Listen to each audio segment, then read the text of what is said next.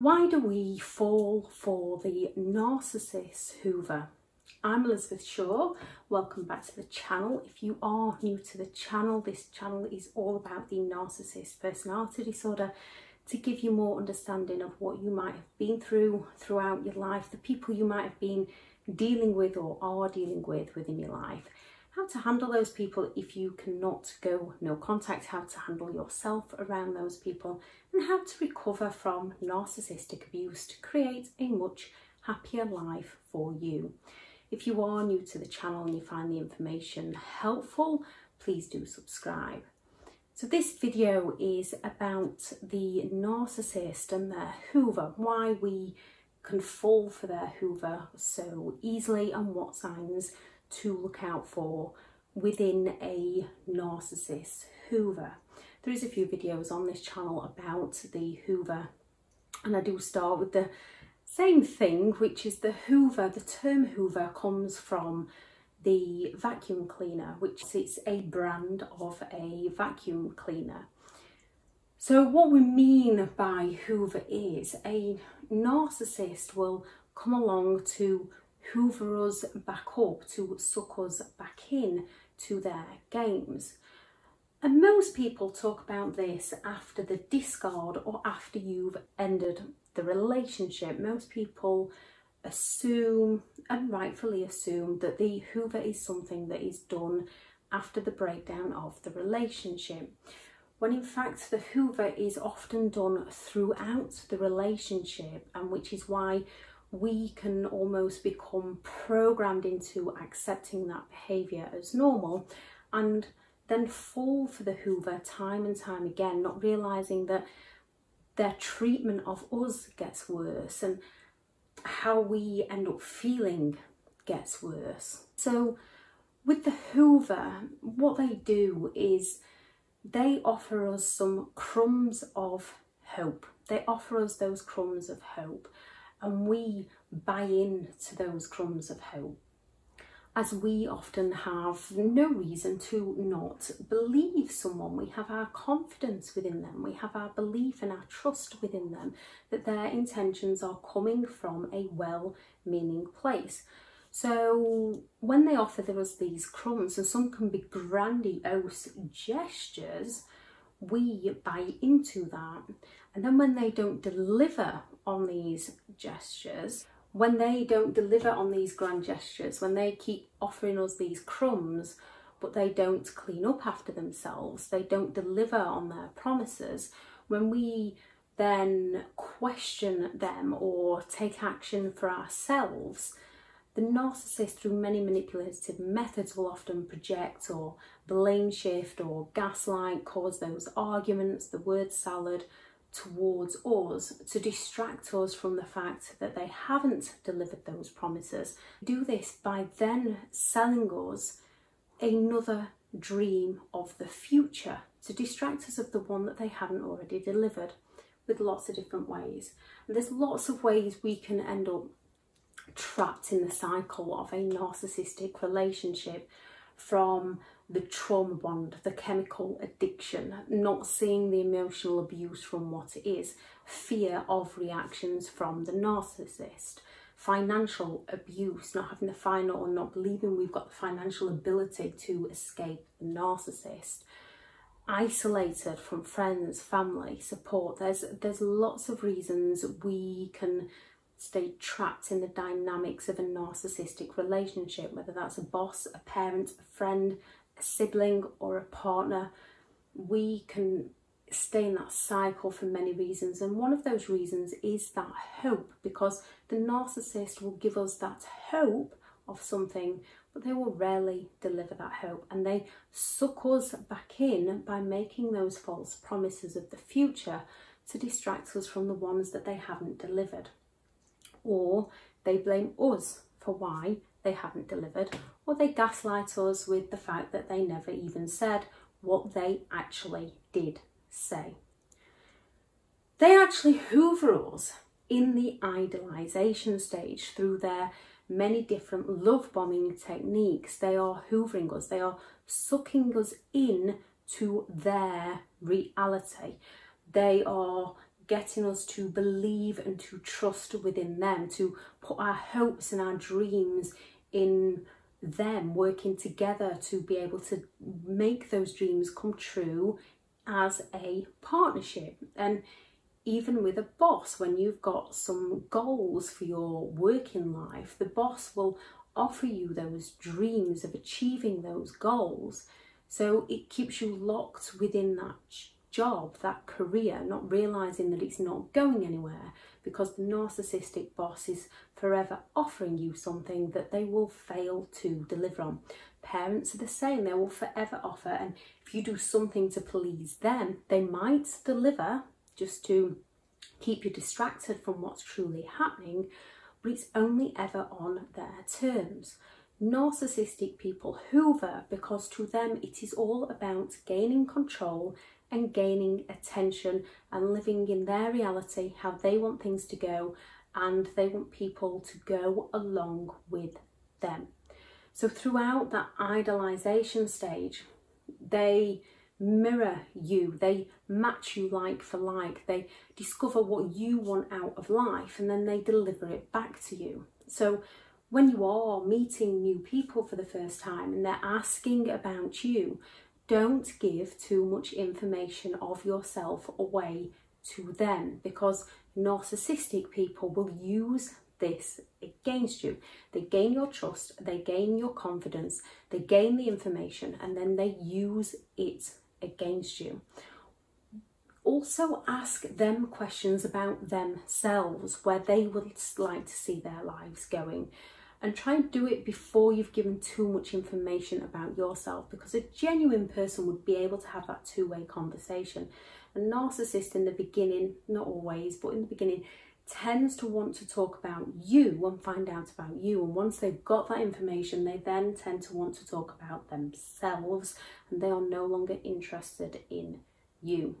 During the devaluation stage, they also suck us back in. When we realise what we were sold in the idolization stage isn't actually true, and things aren't quite matching up or aren't quite making sense, and we might ask them about it, or we might make a decision to end the relationship, they will suck us back in with those false promises of the future, those false promises of who they are as a person.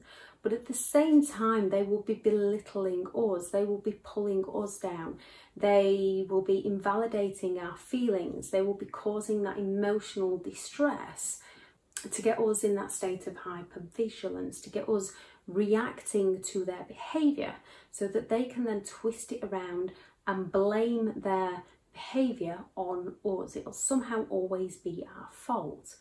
And they then hoover us back in by saying things like, I'm sorry you, I'm sorry but, or they gaslight with, I never said that. Or they offer you those crumbs of hope. They ask to borrow money in the promise that in the future they will be able to pay you back, only they never do pay you back. They promise you those holidays, those homes, and it's all about you supporting them, you giving them the attention, you giving up your dreams, you giving up your career, you giving up what you want from your life to support them. And they will make your dreams come true by you giving up your dreams. Yet they never make your dreams come true, because they've crushed all yours. They've told you how you're not good enough, how you're not capable. They've found a way to manipulate you into not going for that career, not going for that course, because they'll be able to do it for you, and they love you, and they think, and you slowly give up what you want out of life to help them achieve what they want out of life. Only they never achieve that for themselves. They only exploit other people to meet that need, to meet that achievement, and they're after the attention that they require as they go along their life's journey. So they future fake to pull you back in during the devaluation. They place that fear into you through those arguments, through those disagreements, through those silent treatments. They place that fear that you daren't speak up for yourself and who you are and what is happening in your life and what you would like from your life, for fear of reactions from them.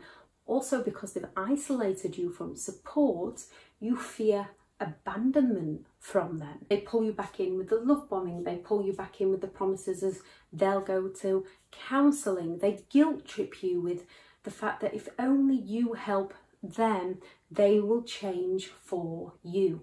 They guilt trip you with illnesses. They can triangulate you with how the children feel, how would your parents feel. They can use so many manipulative methods to guilt trip you, to place that fear into you, to idolize you, to pull you back in to the toxic pattern of the relationship throughout the devaluation stage. So we almost become immune to their behavior, and we don't see fully what their behavior is actually doing to us and what it is distracting us from. So we become used to this pattern of behavior, and often the more we forgive them, the worse their treatment of us gets. But because it happens over time, we don't always see it. And if it's parents that are doing this to us, we were raised that way, so we just do not know any different. And narcissistic parents are extremely good at guilt tripping children with all the "after all I've done for you," and they will get enablers and flying monkeys to come at you saying, how can you do this to your parents, to guilt trip you into going back, to suck you back in. So they can also do it by abuse by proxy. They can also hoover by proxy. So when it comes to the discard stage, whether they've discarded you, which is often disengagement, because they usually do come back when they want the attention or when they want something from you or when they feel like you can meet a need. With you, you often end the relationship because you know that pain is getting too much and there is another way to live. But with trauma bonding and with the emotional attachment, with the addiction to that cycle of behaviour from all the lows and the highs, the fear, the being isolated from people, we can also in one way want them back. The fear of stepping out of our comfort zone that isn't that comfortable to find a more comfortable zone that is comfortable. We can fear that abandonment by the narcissist. So even when we walk away from them, sometimes we can want them back for many different reasons. Their reason is to exploit you. Your reason is often to try and help them and to try and come together as a couple and make the relationship work, or be there for your parents, or get that career goal and make that achievement that you wanted in life. It's not to exploit the person. The narcissist is always about exploiting other people, and they lack the empathy to care for the people that they hurt. So when it comes to the discard or you ending the relationship, there's a few different ways a narcissist will try to hoover you back up, try to suck you back in to the dynamics of that relationship. And because these patterns have played out throughout the relationship, and because sometimes they can deliver on that promise just long enough to get you back into the relationship, you can see that they have delivered on a promise. You can see that they have changed, even though that change is only temporary. You can see that they've changed in the past, so you live in the hope that this time it will be a permanent change, only it never is. They can actually hoover through the smear campaign. It's a different kind of hoover because they might not actually be hoovering to get you back. They are hoovering to get attention from you. They are hoovering to control your life. They are hoovering to keep you trapped within that dynamic of that relationship. They are also hoovering with the smear campaign to get you to react, to get you to defend yourself, so that they can use your behaviour and twist it to use it against you with those people that they are trying to hoover, with those people that they are now trying to suck into their life through the idolization, through the love bombing. The more you're playing into that game of that smear campaign, the more their lies are believable about how crazy you are. The more they can get you to react, the more attention they get from you, and the more attention they get from that person that they are lying to about who you are as a person. So the Hoover isn't always to suck you back into the relationship, to rekindle the relationship. Sometimes it's to help them suck somebody new in while still gaining the attention from you. And they're also gaining the sympathy and the attention from other people, from those around them.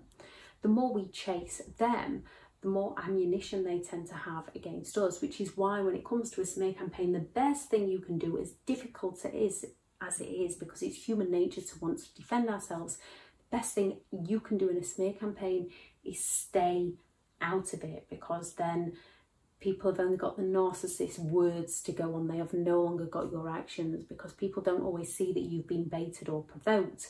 They just see what the narcissist just told them and how you're acting.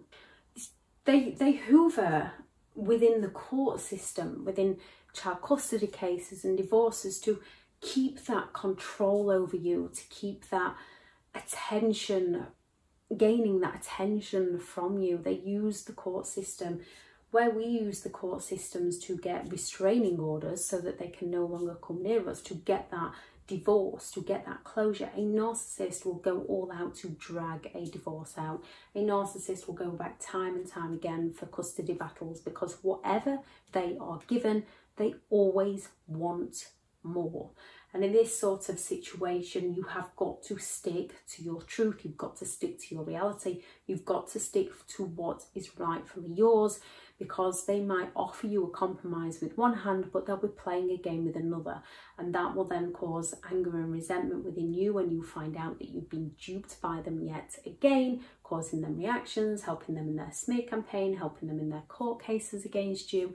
So you've got to stick to your truth and stick. And yes, I've been through a court case, several with one, and it is incredibly draining. So finding the coping mechanism that works for you, because you can get through it. Believe me, you can get through a court case. So stick to the truth. And there is ways to get a narcissist to reveal their true selves within a courtroom. A narcissist can also hoover you back in with the memories, with the photos. Mine did this in a courtroom when they decided to sit next to me in the waiting area, because this was the first case and I didn't fully understand what I was dealing with. But they came and sat next to me. Bearing in mind this was for a restraining order. They then came and sat next to me and tried showing me old photos on the phone. Look at when we did this, look at when we did that. And I literally just focused in on my phone. I felt safe because we were in the middle of a court. I zoned in on my phone and I did not look across at what the narcissist was trying to show me, because I've been sucked into these games one too many times. I'd made it a must that it was time to move on with my life. But a narcissist will use photos, they will use memories, they will use something that is dear to you to pull you back in on your emotions, to try and guilt trip you back into the situation. And when they are trying to use memories, when they are coming at you with remember when we did this, remember when we did that, my best advice is remember when you lost your mind. Remember when you became so angry that you might have reacted to them and then you had to make it up to them. Remember when you were crying your heart out and they were not there for you. They were sat there with that smug look on their face, that little smirk, invalidating your feelings. Remember all the times you needed them and they were not there for you. When they are playing the game of remember when, it's okay to remember the good times as long as you don't get sucked into the bad times. So when they are playing the game of remember when, you've got to play the game of remember when they hurt you. They can hoover you by proxy. They can get their flying monkeys, their enablers to come at you. They can do this themselves. They can claim some sort of emergency. They can lie about some sort of medical issue or some problem they're having within their lives.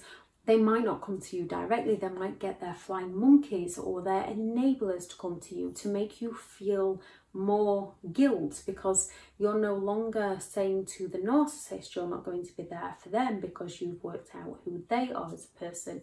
You've got to say to somebody who doesn't see the situation in its entirety that you're not going to go and be there for the narcissist. And not only have you got the guilt for not being there, you've also got that fear of judgment of what that flying monkey or enabler is going to think of you. And this is a case of you've got to leave the flying monkeys and enablers to work it out for themselves. You have got to step away from the games. If there is something wrong, then no, that flying monkey or enabler is there helping them out, and explain to them that it's not your place anymore to help that person out. And when it comes to feeling guilty, remember, if that was the other way around and the narcissist was happy with somebody new or getting their needs met elsewhere and you needed them, they would not be there for you. They would only be there for you if they could in some way exploit you by being there for you. Giving you no closure is another form of a Hoover. By giving you no closure, it causes those feelings within you, it causes those thoughts within your mind that recycle round and round, and they are then the focus of your attention, so you're not creating the life that you deserve for you. You might then chase them for answers, which helps in their smear campaign against you. So although they might not be directly hoovering you back into the cycle, you are still trapped in that cycle by chasing them for answers. Closure is something we give to ourselves. Closure is recognising that we are worth more, leaving them to live their life while we move on with our own. And sometimes they want us to chase them because they've got that grandiose belief that they are special and they are entitled, so that through that trauma bond, when we go and chase them, they believe that they are powerful, they believe that they are in control, and they've hoovered us back without us realising. We think we're the ones that initiated the hoover, when it was actually the way the narcissist left us that initiated the hoover. Which is also why a lot of people can think that they are the narcissist. Due to the trauma bond, people can do things that a narcissist would do to try and win the narcissist back. This is when it comes down to what your intent is. What are your intentions?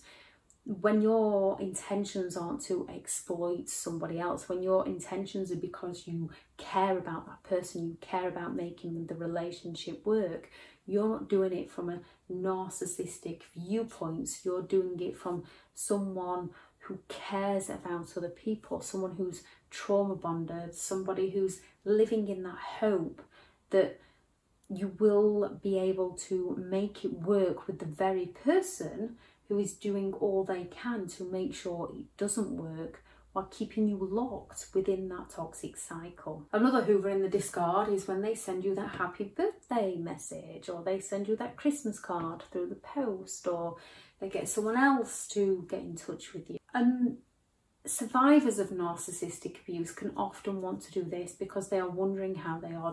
They are hoping that the narcissist is doing well within their lives.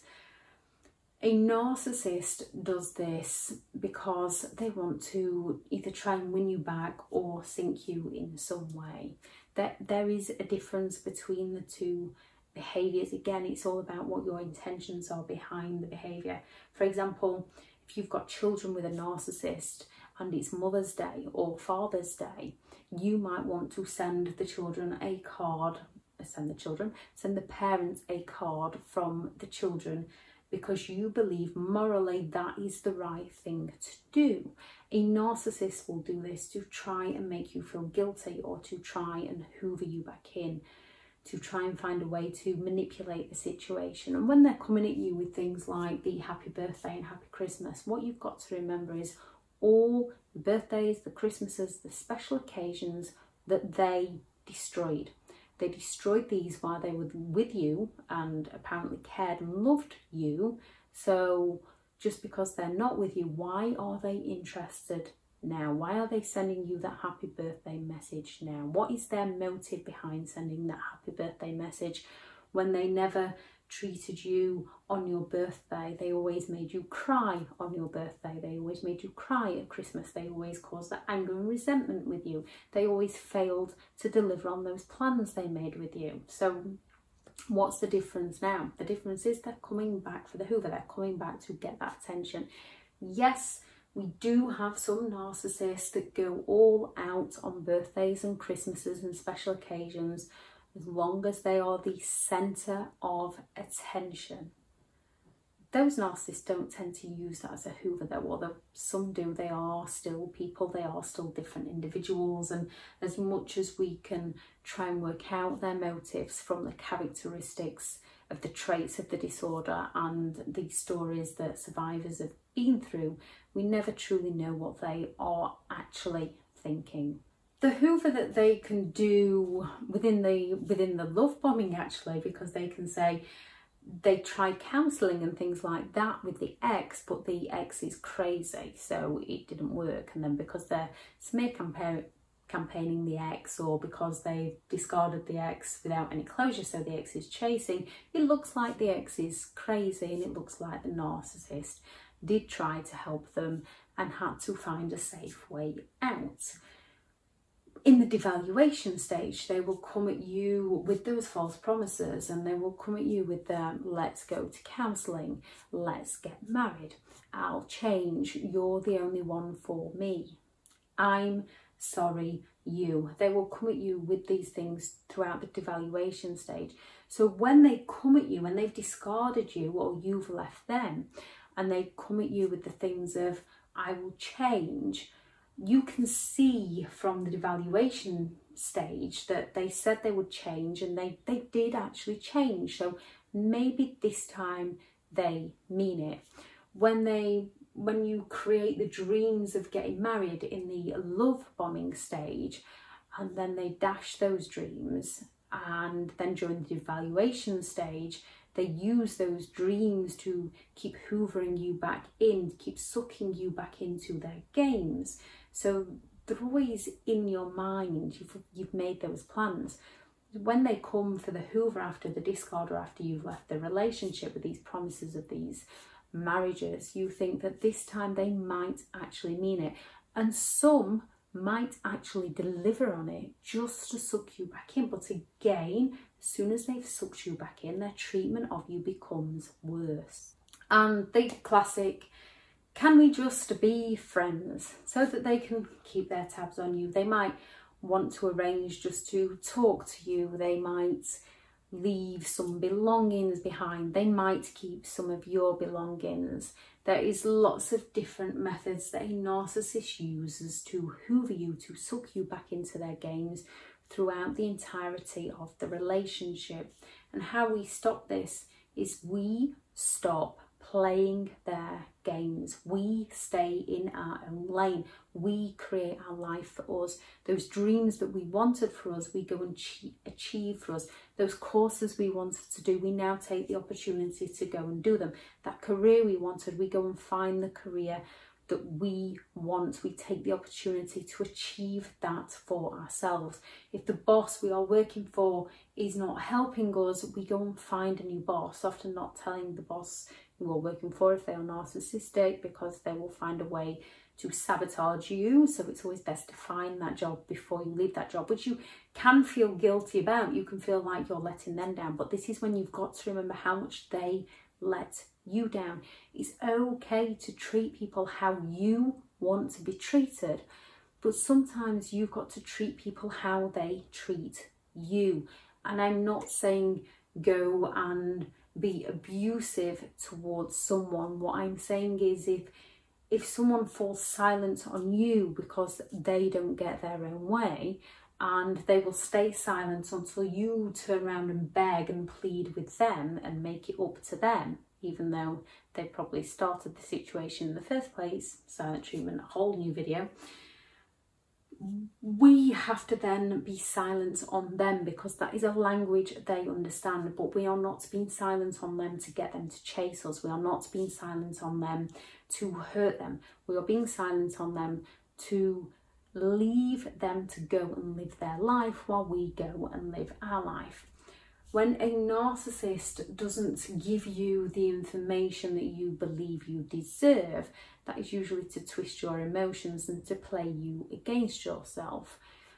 You tend to give the narcissist the information, and you will give them the information that you are leaving that job. You will give them your notice, but you've got to do it at the right time so that the narcissist cannot sabotage you. A narcissist will never outright tell you the truth without blaming it on you. You are going to tell them at some point.